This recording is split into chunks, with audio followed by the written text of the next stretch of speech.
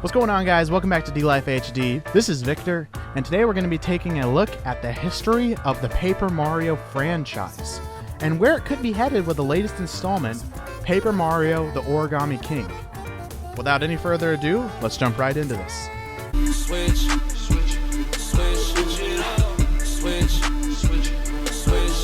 up. I was a worker, had to upgrade to a boss. I had to switch it up. Used to live in the hood, but had to upgrade to a loft. I had to switch it up. Now, for those that don't know, I grew up in the late GameCube to early Wii eras.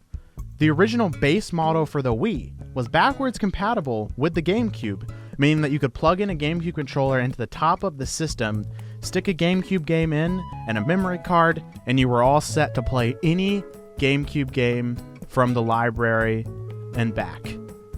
That means that I grew up not only playing a lot of awesome Wii games like The Legend of Zelda, Super Smash Bros., Wii Sports, but also playing a lot of the older GameCube titles. I recall my father going to a local garage sale and picking up Paper Mario: The Thousand-Year Door. Now, at the time, I wasn't very invested into playing games, but my older brother, who I looked up to at the time and still do, loved video games.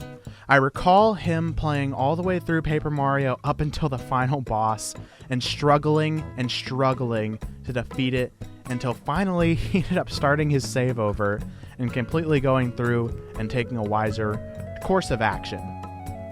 It's awesome to see how this game gave me a love for turn-based strategy RPG games. That is one of my favorite genres that I still play games in installments of, such as Dragon Quest XI's Definitive Edition for the Nintendo Switch. Paper Mario is a beloved franchise, and some people might call it a niche franchise at that matter. Not many people have played some of the older Paper Mario games, but those who do, meaning the Paper Mario 64 game, the Paper Mario GameCube game, The Thousand-Year Door, and also the Wii installment that was not a turn-based RPG, those who play those games have a love for them. And I'd say I share that love just as universally as anyone else would. One special thing about Paper Mario: The Thousand-Year Door to me is its engaging and constantly changing story. At the time, I grew up reading simple books and watching awesome adventurous movies, but being able to take those adventures into my own hands with Paper Mario at a young age was extraordinary. Seeing the plot twists at the end of the story and really getting involved in character development, this was something that I fondly look back at as one of my early times to really experience the way that stories work in games and other mediums. Paper Mario is known throughout the first three games for having engaging stories and insane and awesome lovable partners and villains. Not only that, but the games were difficult, especially the first two. You had to make sure you had the proper amount of items in your inventory, and that each decision that you made was intent and worthwhile. That saying, I've had a lot of times where I wouldn't choose wisely. I was always a very anxious and rambunctious kind of child, and I always just wanted to go for attacks, and I never took into account how healing worked and how defense worked. And learning those values helped me in furthering my investment in video game playing.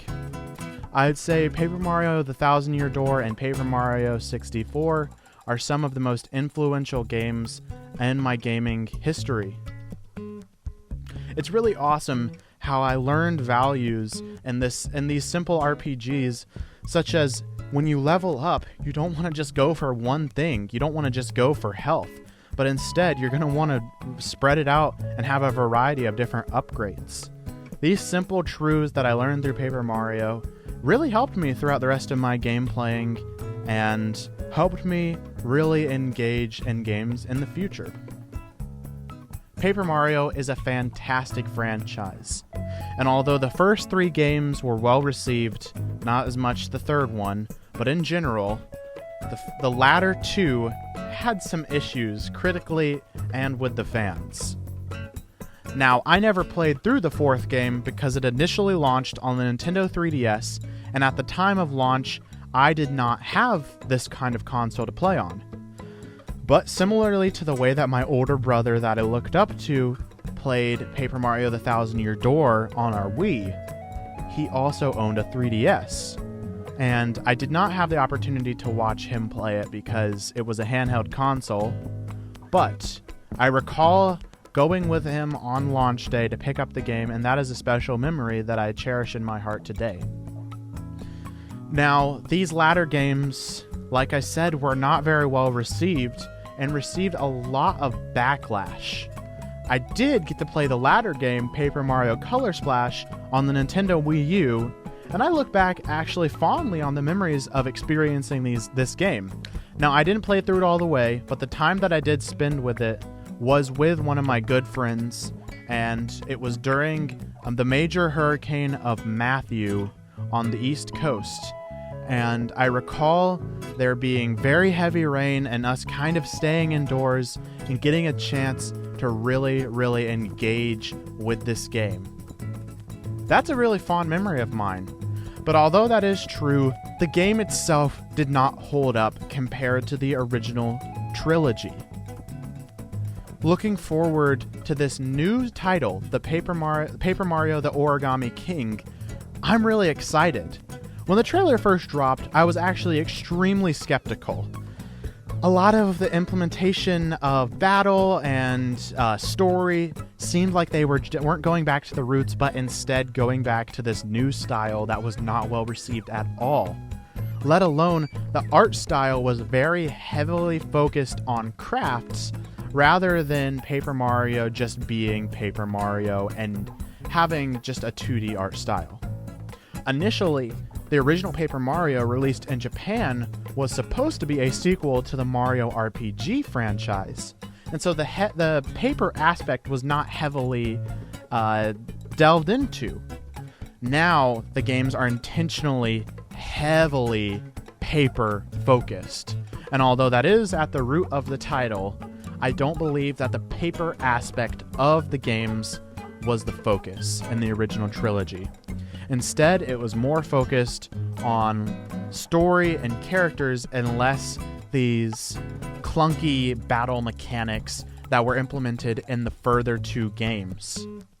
There were different stickers to play for the Sticker Star game, which was the fourth installment for 3DS, and there was a paint card system for the Color Splash that overall just felt overwhelming, and if I'm being quite frank, it was stupid.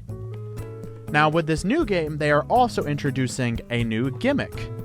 This gimmick is turn-based battle, and when I say that, I don't mean enemy turn and player turn. I'm referring to the fact that you can literally turn the stage. There is multiple rings set inside the main battle, and you can physically rotate them, physically turn them in order to line up enemies and delve out long damage, while at the same time introducing a real-time clock that allows you to make quick decisions when operating these rings. This feature seems really cool, and if they can pull it off properly, I'm actually really excited to see how they implement this in the overall game. At first, I was very skeptical towards the story of this title. It seemed just another generic boss who took Peach away, and it just seemed bland to me at first. But as I furthered my knowledge of the trailer and watched more breakdowns of individual frames and screenshots of the game, I became more excited. And to date, I am super hyped to see this game launch, and I will be a day one purchaser.